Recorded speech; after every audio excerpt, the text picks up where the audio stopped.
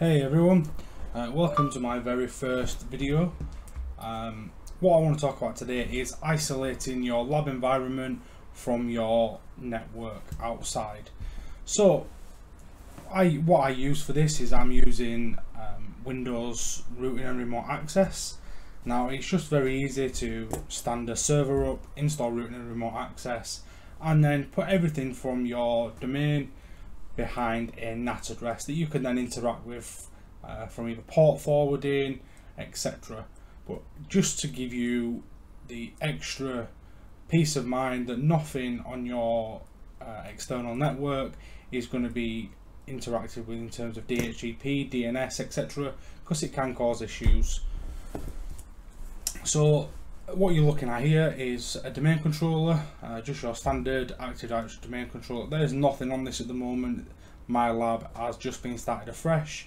You'll have seen on Twitter, if you follow me, that I recently destroyed everything on my previous lab and started again. And I thought that would be a great time to get into vlogging, just to show how I do things and hopefully be useful for other people.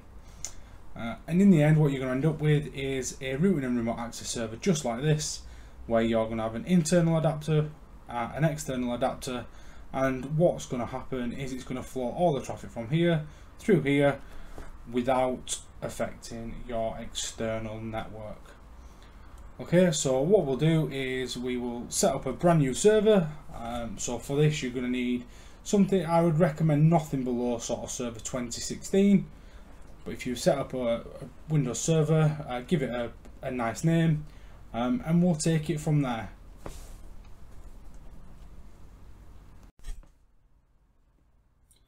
As mentioned just a few moments ago, what you're going to end up with is a machine that's going to have two virtual network adapters. Now, one of those network adapters will be an external network adapter, which is the adapter you will use to connect to either a Wi-Fi card in your machine or just any network interface card. And then you will have an internal adapter. Now, it's best to set these up before we get started. So in your virtual switch manager, you will see I've got two switches created. So internal only and an external switch that's connected to one of my Ethernet cards. Okay, setting up a virtual switch is very easy. You can click on new virtual switch. If you click on internal and click create switch, you will see that there is no extra configuration needed. Just give it a nice friendly name so you know which switch it is, and the same for an external one. Again, the external switch, what you're going to need to do is connect it to a network card that you know has got a network connection, and then we can get started. Okay, so if I close this and click on new virtual machine, so let's give this virtual machine a name. So if I call this netroot-tutorial and hit next. I prefer to use generation 2 virtual machines, however you can use generation 1, but you may be limited by your operating system of choice by what generation is required. Okay, so let's select some memory. So generally I would use a 4 GB startup memory and then use dynamic memory for this virtual machine. But just in terms of getting going, making this a nice quick tutorial, what I'm going to do is I'm going to put an extra bit of load on here and then click next. So in the wizard you're only going to be able to add one network adapter, so what we'll do is we'll select the internal one first, hit next. You can leave the rest as default, it doesn't need to be a fairly large machine. Okay, click next. So if you've got a config manager environment set up or a network based installation server, you can use something like that, or you can come and connect an ISO later. But for now, what I'm going to do is I'm going to select my ISO file, so my Windows Server 2022, hit next and then finish. Okay, so before we power this on, what we want to do now is add that second network adapter. So if I hit settings, add hardware, add network adapter, and select my external network. So now you'll see I've got an internal and an external network adapter. Okay, so if we click apply, okay, and what I will do is I will connect to the machine, start the machine, and then press any key. What I'm going to do is I'm just going to pause the video here until we get to the installation options, just so we can speed the video up nice and quick. Okay, so now we are booted into the media. What we will do is we will select our setup, time and currency format and our keyboard language. Hit next, hit install now. Now this bit's fairly important because I'm not going to be running through how we do this via the command line in this tutorial. This is just to keep it nice and quick, just to show you how it can be done.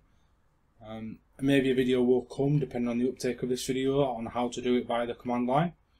But for now, it is important that you select one of the desktop experience packs. The other ones will install Server Core, and it is all PowerShell driven. You can install things like Windows Admin Center and configure this solution from there. However, for now, if you just select the desktop experience pack, hit next, choose your accept the terms and conditions, click custom, and select your shiny new empty drive, and click next. Again, what I'm going to do is I'm going to pause the recording here.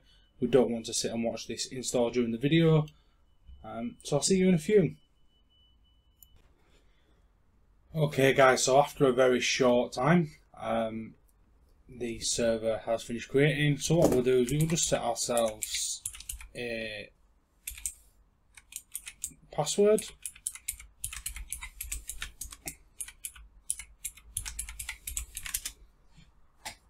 And very soon it will be online. Now, you can choose to add this server to the domain, but again, in terms of keeping it isolated, I tend to leave this one off the domain, just a freestanding box that's just got the routing and remote access services installed and nothing else. Okay, so what we will do is we will log in.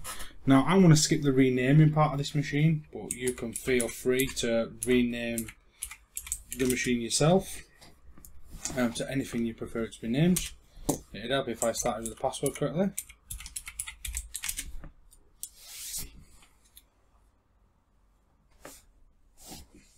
Perfect. So that's our new server stood up. We'll just wait for Server Manager to load and we will get adding the roles and features.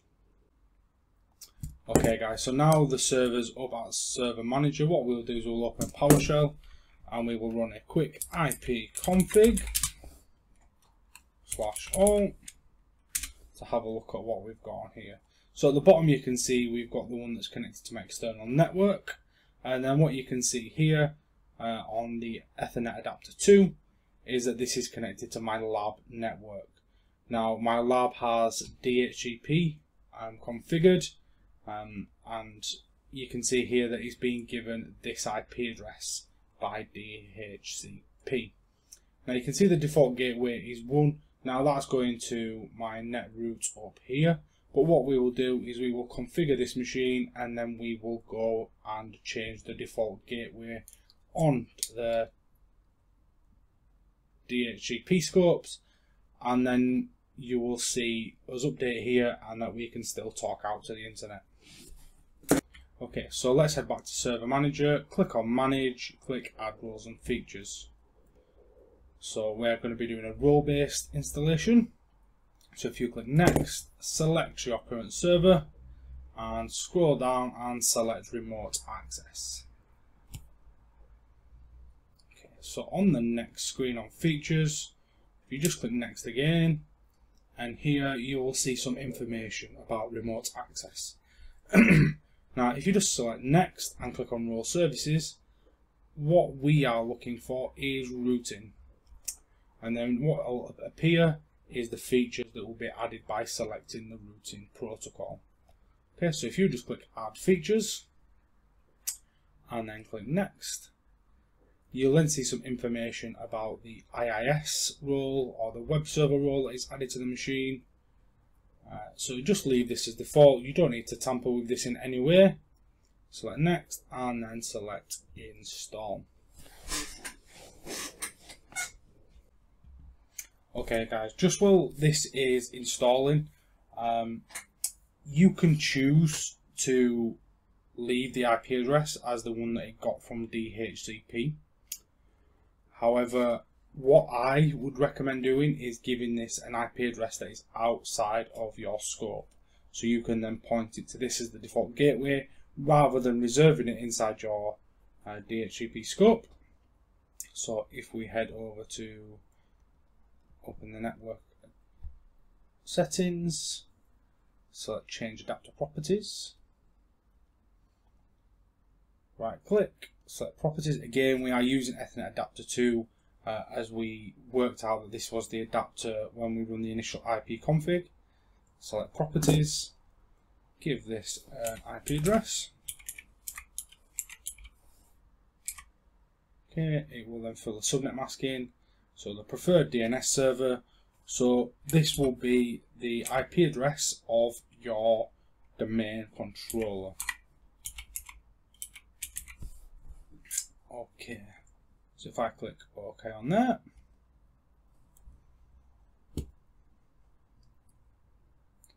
give it one moment.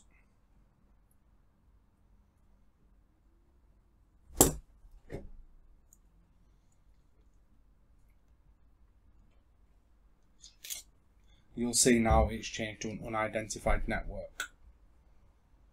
Okay, so let's close that and close that. We'll just wait for this installation to finish up. Oh, and just as we said that, it's just finished. So if I click close, we can minimize this. So now you will have a notification appear. So it's saying that there is post-deployment configurations that need to be completed. Now, if you open, instead of clicking on the exclamation mark, if you open the start menu under administrative tools, and all you want to do is open the routing and remote access workspace. Okay, so you can see here that at the moment this is currently down. If you right click on here and click configure and enable routing and remote access, and let's go through the wizard together. So if you click next on the initial page, so what you're going to be using this for is NAT, Network Address Translation. So allow internal clients to connect to the internet using one public IP address. Okay, so the public IP address will still be an internal address to your internal network, but it will be treated as if it was a public IP address from your lab network. Okay, so if we click next, so select your public interface. So you'll be able to figure this out depending on what your IP address translation is. Now for this one, I know that this adapter up here is going to be my external publicly facing network adapter. So I will click next and click finish. Okay. Click OK to the message that appears.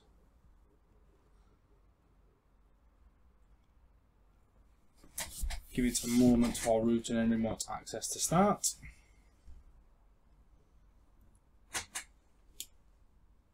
Okay, so now you can see that routing and remote access is enabled. If we click down to IPv4 and then NAT, you will see that there is your Ethernet adapter and your Ethernet 2.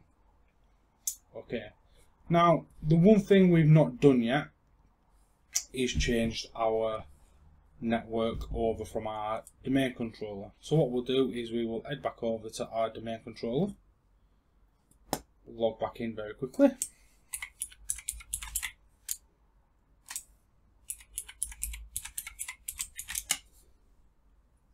And what we'll start by doing is just showing you that it does, using the current net route, have access out to the internet.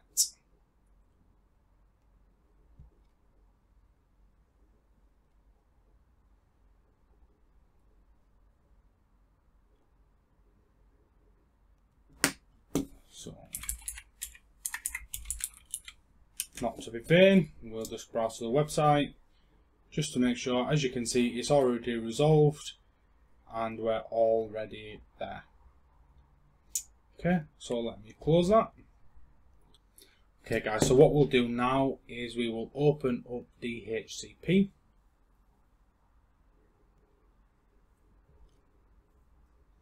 Expand down into my server, expand down, and you can see here I've got one scope. So if I look at my scope and my scope options, we will see here that my router is 0.1. Now what I'm going to do is I'm going to change this in here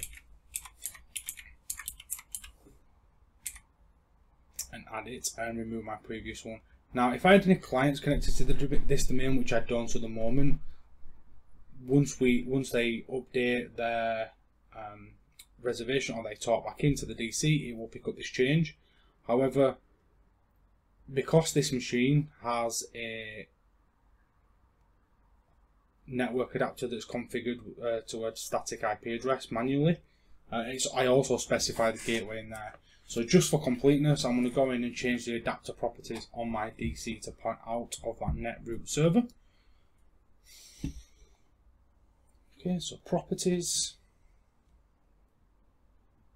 If I go to my IPv4 and change this to number 2. Okay.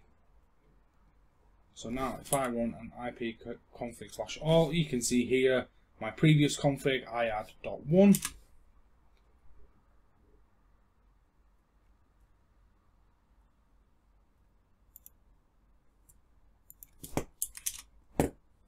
And now you can see it is .2. Okay, so let's try and go to the website again. Okay, and click on app registrations just for seeing if it's working. Okay, so let's head back over to our routing server, and if you look back on this tab here, you can see there's been 75 mappings, and you can also see the traffic inbound. So if I show the mappings, you can see that the private IP address of .10, which is the server that hosts the domain controller, is going out on these ports, and it is going out to these addresses.